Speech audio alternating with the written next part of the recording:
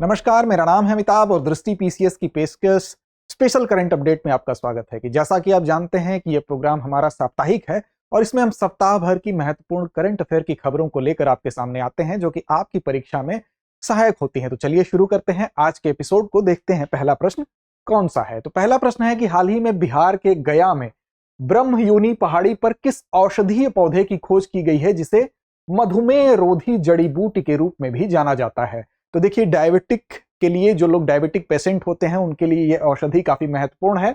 आपके सामने विकल्प है अश्वगंधा, जिम्नेमा सिल्वेस्ट्रे, तुलसी या नीम। तो इसका सही विकल्प क्या है? इसका सही विकल्प है बी, जिम्नेमा सिल्वेस्ट्रे। तो देखते हैं क्या है इसकी खासियत।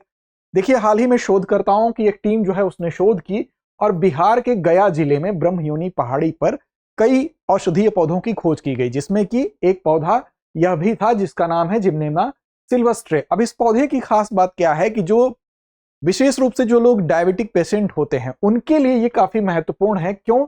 क्योंकि अच्छा, स्थानीय भाषा में इसे गुड़मार कहते हैं, ये भी आप ध्यान रखेंगे। गुड़मार इसका नाम है। जैसा कि नाम से स्पष्ट है कि गुड़ मीठा होता है और उसको मारना अर्थात मीठी चीज को मारने का काम, तो उसी के आधार पर इसका नामकरण भी हुआ है, क्योंकि डायबिटिक पेशेंट को मीठा नहीं खाया जाता है, उनके लिए मना होता है।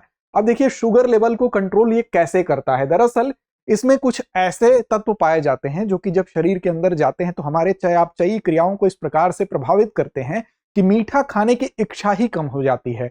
तो इसका एक विशेष औषधीय गुण है और वैज्ञानिक और औद्योगिक अनुसंधान परिषद CSIR के द्वारा पहले भी इसका उपयोग करके दवाएं बनाई गई हैं। जैसे कि BGR-34 जो है, ये दवा विकसित की गई थी। ये इसमें भी इस प्रकार के वैज्ञानिक और औद्योगिक अनुसंधान परिषद ने जड़ी बूटियों का इस्तेमाल करके बनाया था। अब इस पौधे में, इस जो आपको जिसका नाम जिम्नेमा सिल्वेस्ट्रे है, इसमें फ्लेवोनोइड्स और सैपोनिन होते हैं जो कि लिपिड चयापचय को विनियमित करने में मदद करते हैं। और जैसा कि मैंने बताया कि इनमें एंटीऑक्सीडेंट जो क्वालिटी है वो भी पाई जाती है। उस गुण की वजह से ये कुछ ऐसा परिवर्तन करते हैं कि हमको मीठा खाने की इच्छा ही नहीं होती है और उससे शुगर को ये कंट्रोल करते हैं। अगला प्रश्न है कि हाल ही में भारत के किन 3 नई आर्द्र भूमि स्थलों को रामसर सूची में शामिल किया गया है। विकल्प आपके सामने हैं। काजू वैली पक्षी अभयारण्य, तवा जलाशय, चिल्का झील, नल सरोवर झील, हरना झील, या नंजनारायण पक्षी अभयारण्य, काजू वैली पक्षी अभयारण्य, तवा जलाशय, हरना झील, काजू वैली पक्षी अभयारण्य या तवा जलाशय। तो इसका सही विकल्प जो है, सही युग्म कौन सा है? तो सही युग्म है इसका सी। क्या क्या है? तो नंज, ये देख लिए, नंजरायण पक्षी अभयारण्य, काजू वैली पक्षी अभयारण्य और तवा जलाशय, इन तीनों को रामसर साइट जो होती है उसके अंतर्गत इन तीनों को सम्मिलित किया गया। इस तरह से भारत में अब रामसर स्थलों की संख्या बढ़कर 82 से 85 हो गई है। तो याद रखिएगा, नंजरायण पक्षी अभयारण्य जो कि तमिलनाडु में है, काजू वैली पक्षी अभयारण्य भी तमिलनाडु में है और तवा जलाशय जो कि मध्य प्रदेश में है। इन तीनों को आप कंठस्थ कर लें क्योंकि आगामी परीक्षा के लिए तीनों ही स्थल महत्वपूर्ण है। अब देखिए, 14 अगस्त 2024 को इनको शामिल कर लिया गया और इस पूरी संख्या 85 हो गई है। अब देश में अगर आप देखें, भारत के रामसर स्थल जो देश के कुल आर्द्र भूमि जो क्षेत्र हैं उसमें से 10% हिस्सा जो है वो रामसर स्थलों का है। और साथ ही भारत में अगर रामसर स्थल आर्द्र भूमि हम बात करें कि कितने राज्यों में फैले हुए हैं, तो ये 18 राज्यों में फैले हुए हैं। अब रामसर कन्वेंशन को भी एक नजर डालते हैं। दरअसल ये एक अंतर सरकारी संधि है जो कि 2 फरवरी 1971 को कैस्पियन सागर के दक्षिणी तट पर जो देश स्थित है जिसका नाम है ईरान शहर, ईरान में ही रामसर जो शहर है वहां पर इसको अपनाया गया, इसीलिए इसको रामसर कन्वेंशन के नाम से भी जानते हैं। और भारत में यह अधिनियम 1 फरवरी 1982 को लागू हुआ था, जिसके तहत अंतर्राष्ट्रीय महत्व की जो भी आर्द्र भूमि होती है उनको रामसर स्थल घोषित किया जाता है। अब भारत में सबसे अधिक 18 रामसर स्थल कहां पर हैं? तमिलनाडु में है और उत्तर प्रदेश में 10 हैं। उसके बाद 2 फरवरी को विश्व आर्द्र भूमि दिवस के रूप में भी मनाया जाता है, तो इस तथ्य को भी आप ध्यान रखेंगे। अगले प्रश्न की तरफ चलते हैं। अगला प्रश्न है, हाल ही में IRCTC और NCRTC द्वारा शुरू की गई वन इंडिया वन टिकट का मुख्य उद्देश्य क्या है? वन इंडिया वन टिकट शुरू किया गया, इसके पीछे की क्या मंशा है, क्या उद्देश्य है? तो यात्रियों को भारतीय रेलवे और नमो भारत ट्रेनों में यात्रा के लिए एक ही टिकट प्रदान करना, सभी प्रकार के सार्वजनिक परिवहन के लिए एक ही टिकट जारी करना, रेलवे सेवाओं में पर्यावरणीय सुधार या रेलवे टिकट बुकिंग प्रक्रिया को स्वचालित करना। तो इसका सही विकल्प क्या है? सही विकल्प है आपका विकल्प ए, यात्रियों को भारतीय रेलवे और नमो भारत ट्रेनों में यात्रा के लिए एक ही टिकट प्रदान करना। अब क्या है, व्याख्या पक्ष को देख लेते हैं। तो दरअसल इसके माध्यम से हाल ही में IRCTC ने भारतीय रेलवे और नमो भारत ट्रेनों में जो यात्री यात्रा करेंगे उनके अनुभवों को बेहतर बनाने के लिए ये पहल शुरू की है। इसका नाम है वन इंडिया वन टिकट। अब इस पहल में भारतीय रेलवे, खान पान एवं पर्यटन निगम, जिसको कि IRCTC कहते हैं, और राष्ट्रीय राजधानी क्षेत्र परिवहन निगम NCRTC कहते हैं, इन दोनों लोगों ने साथ मिलकर सहयोग किया। इसमें इस टिकट के माध्यम से एक QR कोड जनरेट होगा जो कि 4 दिन तक वैलिड होगा। और IRCTC की अगर बात करें तो ये फिलहाल क्या है, मिनी रत्न श्रेणी में ये शामिल है। 2008 में ये दर्जा इसको प्रदान किया गया था। और इसकी स्थापना कब हुई थी, तो इसकी स्थापना हुई थी 1999 में। और पूर्ण रूप से ये रेल मंत्रालय के स्वामित्व और उसके प्रशासनिक नियंत्रण में काम करता है। अगला प्रश्न है कि हाल ही में इटली के सिसिली तटीय क्षेत्र में एक समुद्री तूफान के कारण लापता लोगों में कौन से प्रसिद्ध टेक उद्यमी शामिल हैं। इसमें से उन उद्यमी का नाम बताना है, वो काफी प्रसिद्ध उद्यमी थे। दरअसल ये भी लापता हो गए इस आपदा में, इस तूफान में। Alan Sugar, Mike Lynch, Richard Branson या एलन ट्यूरिंग। तो इसका सही जवाब क्या है? इसका सही जवाब है माइक लिंच। बी ऑप्शन आपका सही है। दरअसल इनको ब्रिटेन के बिल गेट्स के नाम से भी जाना जाता है। और ये भी इसमें जब ये तूफान आया इटली के पास, सिसिली द्वीप के पास, तो जो इसमें जो पोत हम कह सकते हैं समुद्री तूफान के चपेट में आई, समुद्री जहाज जो डूबने की खबर सामने आई, उसमें 22 लोग सवार थे। इन 22 लोगों में से अगर बात करें तो एक व्यक्ति की मृत्यु भी हुई, 6 लोग लापता हैं। और 6 लोगों में से एक व्यक्ति 59 वर्षीय उद्यमी जिनका नाम क्या है, माइक लिंच, ये भी शामिल हैं। और इनको ब्रिटिश बिल गेट्स के नाम से भी जाना जाता है, क्योंकि 1996 में इन्होंने एक प्रसिद्ध सॉफ्टवेयर ऑटोनॉमी कॉर्पोरेशन नाम की जो कंपनी है वो बनाई थी, और इसके लिए काफी फेमस है। तो याद रखेंगे आप। अगला प्रश्न है, हाल ही में किस देश ने पाम ऑयल खरीदने वाले देशों को उपहार के रूप में गंभीर रूप से लुप्तप्राय ओरंगुटान भेजने के अपने प्रस्ताव में बदलाव किया है? इंडोनेशिया, मलेशिया, थाईलैंड या नाइजीरिया। तो इसका सही विकल्प क्या है? सही विकल्प है मलेशिया। मलेशिया पाम ऑयल निर्यात करता है, यहाँ पर पाम ट्री काफी पाए जाते हैं। अब इसने अपनी इस रणनीति में बदलाव किया है। हाल ही में क्या हुआ कि मलेशिया ने जो पाम ऑयल खरीदने वाले देश हैं उनको उपहार के रूप में गंभीर रूप से लुप्तप्राय ओरंगुटान यहाँ तस्वीर में आप देख सकते हैं, ये क्या है, प्राइमेट प्रजाति है। इसको गार्डनर ऑफ फॉरेस्ट के रूप में भी जाना जाता है। तो गार्डनर ऑफ फॉरेस्ट इसको कहा जाता है, तथ्य भी महत्वपूर्ण है।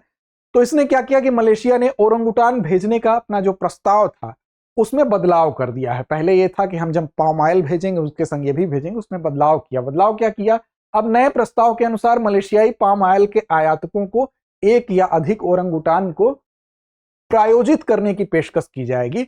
अब उसके बदले में जो शुल्क, जो लाभ मिलेगा, जो पैसा मिलेगा, उस पैसे, उस धन का उपयोग क्या किया जाएगा? मलेशिया के भीतर इनके संरक्षण में उसका उपयोग अब किया जाएगा। अब ये नीति अपनाई जा रही है।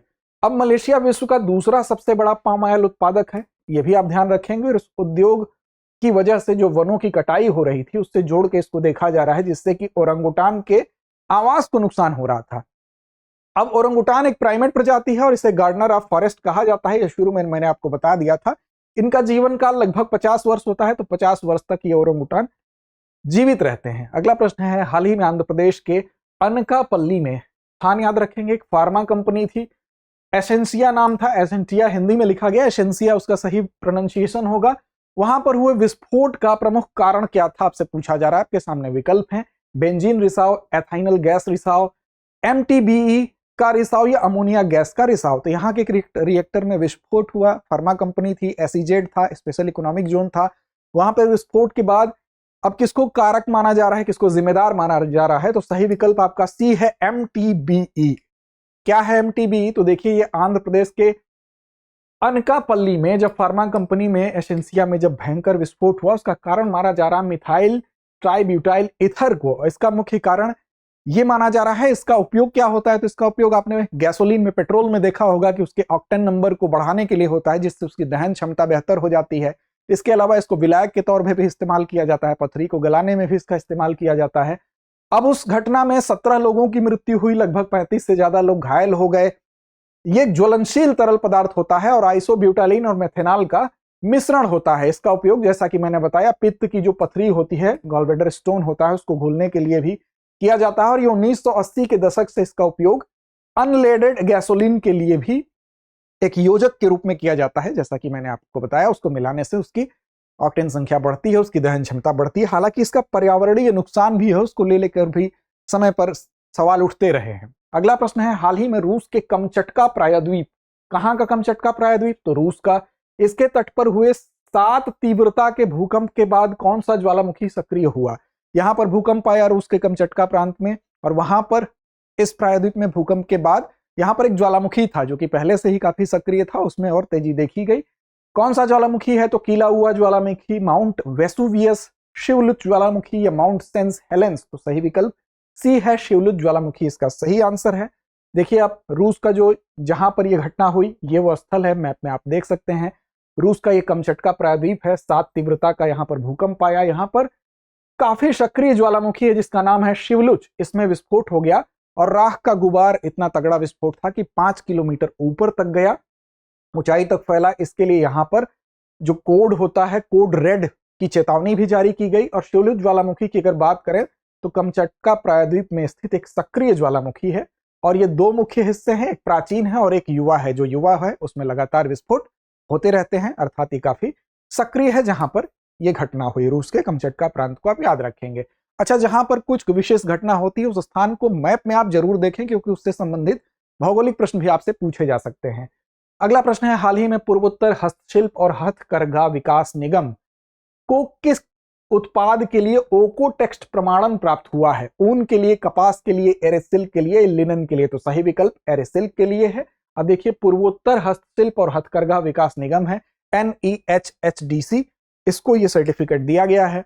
एरेसिल्क क्या है? तो पूर्वोत्तर क्षेत्र विकास मंत्रालय के तहत आने वाले पूर्वोत्तर हस्तशिल्प और हथकरघा विकास निगम को एरेसिल्क के लिए ओकोटेक्स्ट प्रमाणन प्राप्त हुआ है। अब जर्मनी से ये सीधे प्रदान किया गया ये प्रमाणन।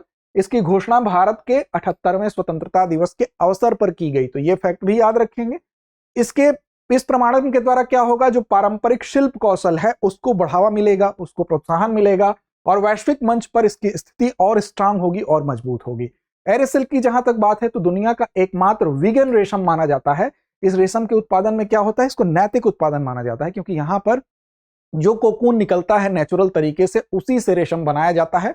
अमूमन क्या होता है कि जो इसमें आप देखेंगे कीट से स्वाभाविक रूप से कोकून बाहर निकलता है, लेकिन अन्य रेशम के प्रकारों में कीट को मार दिया जाता है, लेकिन इसमें कीट जो है सुरक्षित रहता है, अर्थात नेचुरल तरीके से ही रेशम बनता है, इसलिए भी इसका विशेष महत्व है। और ये सहानुभूतिपूर्ण तरीका ही एरेसिल्क को अन्य सिल्क से अलग करता है और पर्यावरण के अनुकूल बनाने के साथ साथ इसके वैश्विक मांग में भी काफी वृद्धि करता है। अगला प्रश्न है, हाल ही में केरल में 75 वर्षों बाद खोजी गई आउल फ्लाई की दुर्लभ प्रजाति का नाम क्या है? तो 75 वर्षों पूर्व ये ज्ञात थी, 75 वर्षों बाद इसको पुनः खोजा गया है। अब ये दुर्लभ प्रजाति आपको बताना है क्या नाम है। इसका नाम ग्लिप्टोबेसिस डेंटिफेरा, ग्लिप्टोबेसिस लोंगिस्पिनस, ग्लिप्टोबेसिस बिफाल्स या स्कॉली? तो इसका सही उत्तर क्या है? ग्लिप्टोबेसिस डेंटिफेरा। याद रखेंगे, ये आउल फ्लाई की प्रजाति है जो 75 वर्षों बाद पुनः खोजी गई है। कीटों के एक समूह के अंतर्गत आती है जिसका नाम है न्यूरोप्टेरा। विशेषता क्या है? तो इसमें लंबा एंटीना होता है, बड़े पंख होते हैं और उभरी हुई आंखें होती हैं। देखिए इसके आगे लंबा एंटीना दिख रहा है, इसके पंख काफी बड़े होते हैं, उभरी हुई आंखें होती हैं। साथ साथ इसमें समानता की अगर बात करें तो ड्रैगन फ्लाई की तरह ये दिखाई देते हैं। इसमें परेशान जब ये हो जाते हैं तो तीक्ष्ण कस्तूरी जैसे रसायन भी छोड़ते हैं। सामान्य रूप से ये क्या होता है, जो लेटराइट मिट्टी होती है, घास में ये दुबके रहते हैं, लेकिन जब एक्टिव होते हैं, परेशान होते हैं, तब ये एक प्रकार का कस्तूरी जैसा रसायन भी छोड़ते हैं। और आवास अगर हम बात करें तो दिन में तो सामान्य रूप से रहते हैं, लेकिन जैसे ही कृत्रिम रोशनी आती है तो उस कृत्रिम रोशनी में ये एक्टिव हो जाते हैं, उड़ने लगते हैं। तो याद रखेंगे ग्लिप्टोबेसिस डेंटिफेरा को। अगला प्रश्न है, 70वें राष्ट्रीय फिल्म पुरस्कारों में किस अभिनेता को सर्वश्रेष्ठ अभिनेता का पुरस्कार मिला? रणवीर सिंह, ऋषभ शेट्टी, आयुष्मान खुराना, विक्की कौशल? याद रखेंगे राष्ट्रीय पुरस्कार हमेशा परीक्षा के लिए महत्वपूर्ण होते हैं, तो इसका सही उत्तर क्या है? ऋषभ शेट्टी, बी विकल्प आपका सही है।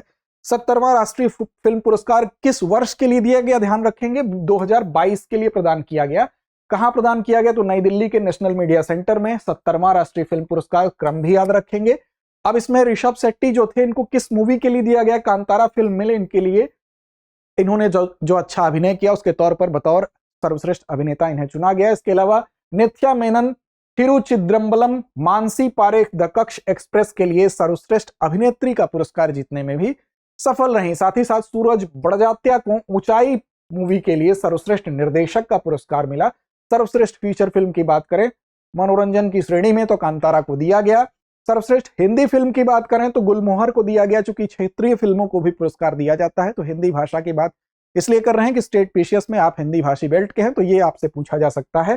तो गुलमोहर सर्वश्रेष्ठ हिंदी फिल्म के रूप में। शुरुआत की कब हुई थी राष्ट्रीय फिल्म पुरस्कारों की? तो 1954 में शुरुआत हुई थी और ये सूचना प्रसारण मंत्रालय द्वारा प्रदान किया जाता है। पहले इन पुरस्कारों को किस नाम से जाना जाता था? तो राजकीय फिल्म पुरस्कार के नाम से इसको जाना जाता था, ये भी आप याद रखेंगे। अंत में हमारे परिपाटी अभ्यास प्रश्न की होती है, तो आज का अभ्यास प्रश्न आपके लिए है जिसकी जिम्मेदारी आपकी बनती है इसका सही जवाब देने की। कमेंट बॉक्स में अपना जवाब जरूर दें। 70वें राष्ट्रीय फिल्म पुरस्कार में सर्वश्रेष्ठ हिंदी फिल्म पुरस्कार किस फिल्म को मिला? गुलमोहर, गंगूबाई काठियावाड़ी, दृश्यम 2 इनमें से कोई नहीं। तो उम्मीद ही नहीं विश्वास है आप सही और सटीक जवाब जरूर देंगे। मिलते हैं अगले सप्ताह कुछ महत्वपूर्ण प्रश्नों और उनकी व्याख्याओं के साथ। तब तक लड़ते रहें, अपने लक्ष्य की ओर बढ़ते रहें। डियर व्यूअर्स, अपने एग्जाम की तैयारी को और बेहतर करने के लिए हमारे चैनल को लाइक, शेयर और सब्सक्राइब करना न भूलें।